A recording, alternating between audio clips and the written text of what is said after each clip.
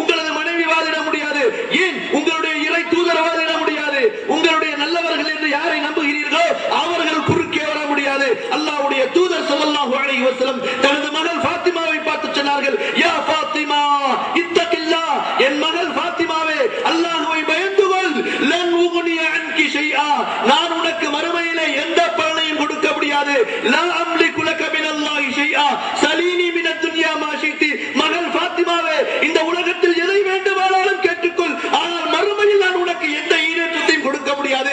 நபியின் மகள் என்ற ஒரு காரணத்தால் அல்லாஹ்விடம் வாதிட்டு உன்னை நான் பாதுகாக்க முடியாது. அல்லாஹ்வை பயந்து கொள், ஈமானை ஏற்றுக்கொள், அது ஒன்றுதான் உன்னை நரக நெருப்பிலிருந்து பாதுகாக்கக்கூடியது. யோசித்து பாருங்கள் சகோதரர்கள், அந்த நேரத்தில் அல்லாஹ் நம்மிடத்தில் விசாரணை செய்வான். 5 கேள்விகளை கேட்பான். லன் தஸூல கதம அப்தின் ஹத்தா யுஸ்அல அன் ஹம்ஸின். Abdullah ibn Masud, Abu Hurairah রাদিয়াল্লাহு அன்ஹு அறிவிக்கின்றார்கள்.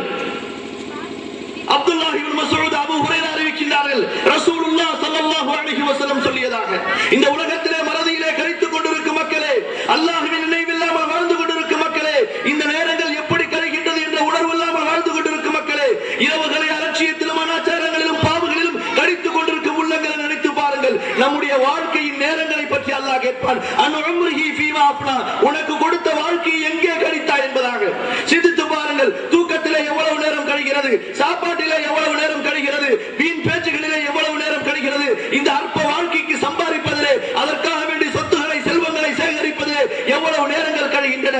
அதே நேரத்திலே இறை வழிபாட்டுக்காக, மறுமையினுடைய வெற்றிக்காக, அல்லாஹ்வுடைய பொருத்தத்திற்காக, அந்த நிரந்தரமான சொர்க்க வாழ்க்கைக்காக நாம் எவ்வளவு நேரங்களை கொடுக்கிறோம். ஒரு நாளைக்கு அரை மணி நேரம் தான் நாம் செலவழிக்கிறோம். கணக்கிட்டு பார்த்தால் 5 நேர தொழுகைகள், அதிலும் எத்தனையோ பேர் சரிவர தொழுவது கிடையாது. ரசூலுல்லாஹி ஸல்லல்லாஹு அலைஹி வஸல்லம் சொன்னார்கள், தொழாதவர்கள் எங்கே எழுப்பப்படுவார்கள் தெரியுமா? யாருடன் எழுப்பப்படுவார்கள் தெரியுமா? ஃபிரௌனுடன் எழுப்பப்படுவார்கள், காரூனுடன் எழுப்பப்படுவார்கள், உபய் இப்னு கலஃப் என்ற கொடிய காஃபிர்களுடன் எழுப்பப்படுவார்கள் என்பதாக. நாளை மறுமையிலே நரகவாதிகள் நரகத்துடைய தண்டனையை அனுபவித்துக் கொண்டிருக்கும் பொழுது, சொர்க்கத்திலே முஸ்லிம்கள் நல்லவர்கள், அல்லாஹ்வை பேணியவர்கள், அல்லாஹ்வின் கட்டளைகளை பேணியவர்கள் இன்பங்களிலே வாழ்ந்து கொண்டிருப்பார்கள். அப்பொழுது பேசிக் கொண்டிருப்பார்கள், நமது அண்டை வீட்டார்களிலே, நமது சொந்தக்காரர்களே எத்தனையோ மக்கள் நல்லவர்கள் என்பதாக நாம் எண்ணிக்கொண்டிருந்தோமே, அவர்களெல்லாம் இப்போது எங்கே சென்றார்கள்? இந்த சொர்க்கத்திலே எங்கும் அவர்களை பார்க்க முடியவில்லையே. இது சின்ன பிள்ளைங்க அந்த பக்கம் அனுப்புங்க. நாம் எங்கும் அவர்களை பார்க்க முடியவில்லையே, அவர்கள் எங்கே சென்றார்கள் என்பதாக. அன்பிற்குரியவரை நம்புங்கள், உங்களை படைத்த இறைவன் உங்களுக்கு செய்தி சொல்லுகின்றான். அவர் உங்களை மிரட்ட வேண்டும் என்று அவனுக்கு அவசியம் கிடையாது, உங்களை பயமுறுத்த வேண்டும் என்ற அவசியம் அவனுக்கு கிடையாது. உங்களை நல்லவர்களாக ஆக்க வேண்டும் என்று உங்கள் மீது அவன் கொண்டிருக்கக்கூடிய அன்பு, அந்த மறுமையை பற்றி உண்டான செய்தியை என்ன நடக்குமோ, எப்படி நடக்குமோ அப்படி நமக்கு படம் பிடித்து காட்டுகின்றான்.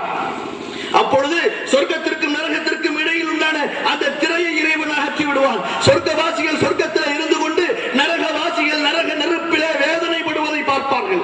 அப்போது அவர்கள் பார்ப்பார்கள், தாய் மகனை பார்க்கலாம், அல்லது மகன் தாயை பார்க்கலாம், தந்தை மகனை பார்க்கலாம், அல்லது மகன் தந்தையை பார்க்கலாம், சகோதரன் சகோதரனை பார்க்கலாம், அல்லது சகோதரி சகோதரனை பார்க்கலாம், உறவினர்கள் உறவினர்களை பார்ப்பார்கள், நண்பர்கள் நண்பர்களை பார்ப்பார்கள். கேட்பார்கள், மா சலகக்கும் ஃபீ ஸகர், இப்படி கேடுகட்ட பயங்கரமான சக்கர நரகத்திலே நீங்கள் எதற்காக வேண்டி நுழைந்தீர்கள், நீங்கள் எப்படி இந்த நரகத்திற்கு வந்தீர்கள் என்பதாக என்ன பதில் சொல்வார்கள் தெரியுமா? அன்பிற்குரிய தாய்மார்களே, சகோதரிகளே, சகோதரர்களே, என்ன பதில்? முதல் பதில் வரையும் தெரியுமா? லம் நகு மினல் முஸல்லீன், நாங்கள் தொழவில்லை என்று சொல்லுவார்கள். நாங்கள் தொழவில்லை. அல்லாஹ் எங்களுக்கு வசதிகளை கொடுத்தான், நேரங்களை கொடுத்தான், அல்லாஹ் உடல் ஆரோக்கியத்தை கொடுத்திருக்கின்றான், அவனை நன்றி செலுத்துவதற்காக லம் நகு மினல் முஸல்லீன், நாங்கள் தொழவில்லை. வலம் நகு நுத்இமுல் மிஸ்கீன், ஏழைகளுக்கு தர்மம் அளிக்கவில்லை. செல்வந்தர்களே பயந்து கொள்ளுங்கள், வசதி படைத்தவர்களே பயந்து கொள்ளுங்கள். அல்லாஹ்வுடைய தூதர் எச்சரிக்கை செய்தார்கள், இத்தகுன்னார் வலவ் பிஷக்கி தம்ரா. என் அருமை சகோதரிகளே, உங்களுக்கு, உங்களுடைய பெற்றோர்களுக்கு, உங்களுடைய கணவனுக்கு, உங்களுடைய சகோதரனுக்கு அல்லாஹ் செல்வத்தை கொடுத்திருப்பது நகை நட்டுகளை சேர்த்திருப்பதற்காகவோ, மாட மாளிகைகளை அள்ளி குவிப்பதற்காகவோ அல்ல. இந்த செல்வத்தை கொண்டு ஏழைகளை ஆதரியுங்கள், அனாதைகளை ஆதரியுங்கள், இல்லாதவர்களுக்கு கொடுங்கள், திருமணமாகி விதவையானவர்களுக்கு கொடுங்கள். இன்னும் யாரெல்லாம் கஷ்டப்பட்டுக் கொண்டிருக்கிறார்களோ, சிரமப்படுகிறார்களோ அவர்களுக்கு கொடுத்து இன்பத்தை அடையுங்கள். அல்லாஹ்வுடைய தூதர் ஸல்லல்லாஹு அலைஹி வஸல்லம் சொன்னார்கள், நரகத்தை